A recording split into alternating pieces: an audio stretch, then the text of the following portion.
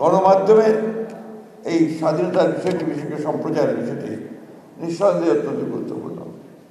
কিন্তু আমি যে কথাটা বললাম, এটা তো কোনো আইসোলেটেড আইল্যান্ড না, কোনো বিচ্ছিন্ন দ্বীপ নয়।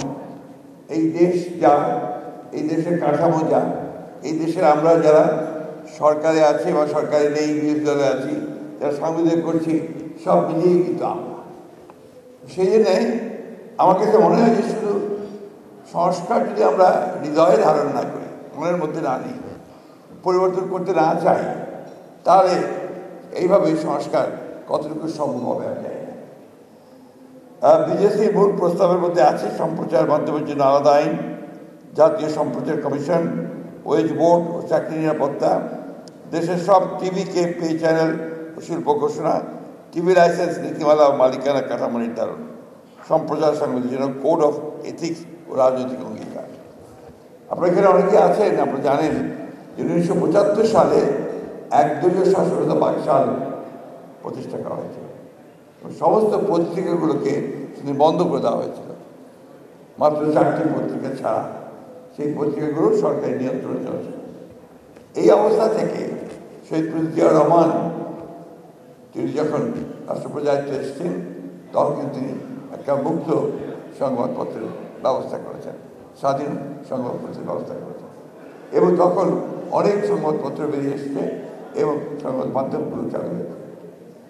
আমরা পরবর্তীকালে দেখেছি যে বিএনপি যখনই রাষ্ট্র পরিচালনার দায়িত্বে এসছে, তখনই এই গণমাধ্যমকে উন্নত করবার জন্যে বা তাকে উপযোগী করে তোলার জন্যে অনেকগুলো ব্যবস্থা নিয়েছে।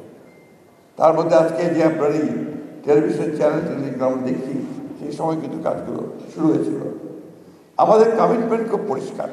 আপনারা দেখেছেন যে আমরা 31 দফাতে খুব পরিষ্কার করে বলেছি যে আমরা একটা স্বাধীন গণমাধ্যম আমরা দেখতে চাই, সেটা তৈরি করতে চাই। সেই জন্যে আমরা তখনই কমিট করেছিলাম যে আমরা একটা কমিশন তৈরি করব। তো কমিশন ইতিমধ্যে তৈরি হয়েছে। দুঃখের সঙ্গে আমরা জানলাম যে কমিশনের রিপোর্ট তৈরি হয়েছে, কিন্তু রিপোর্টে কোনো আলোচনা হয়নি পরবর্তীকালে।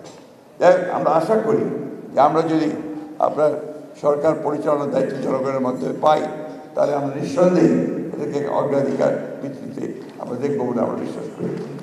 একটা কথা না বলে পারছি না, সেটা হচ্ছে যে আপনাদের সাংবাদিকদের তো অনেকগুলো ইউনিয়ন আছে, বিএফইউজি, বিজেইউসি, আবার দুই দলের 2 ভাগ আছে, 3 ভাগ। তো নিজেরাই তো আপনারা দলীয় হয়ে যাচ্ছে। আজকে বাইম সাহেব যে কথা বললেন, রাজনৈতিক দলগুলো তো আপনার কাউকে পকেটের মধ্যে নিতে চায় না। আপনারা যদি পকেটে ঢুকে যায়, তখন কিন্তু দ্যাট বিকামস এ প্রবলেম। কারণ আমরা দেখছি তো যে আপনার গত 15 বছর কি হয়েছে। আমরা দেখেছি গত 15 বছর নিজেরাই উদ্যোগী হয়ে আপনারা ফ্যাসিলিটিকে সমর্থন করেছেন। এটা আমাদের ঢাকা, এই দেশের মানুষের ঢাকা। তো সেই জায়গাগুলোতে আপনাদেরও কমিটমেন্টের প্রয়োজন আছে যে আপনারা ওই জায়গাগুলো থেকে নিজেরা বাইরে থাকবেন।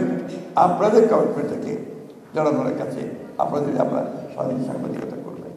আমি বক্তব্য বাড়াবো না, সবার আগে এসেছি, সবার শেষে বক্তব্য রাখতে গিয়ে যেটাকে বলা হয় যে তো ভালো, এখন অনেকে আছেন বেশিরভাগ চলে যাওয়ার কথা।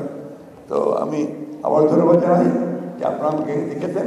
কমিটমেন্ট বলতে এটাই যে আমরা যদি জনগণের ভোটে নির্বাচিত সরকার গঠন করতে পারি, তাহলে নিশ্চয়ই প্রায়োরিটি পাবে।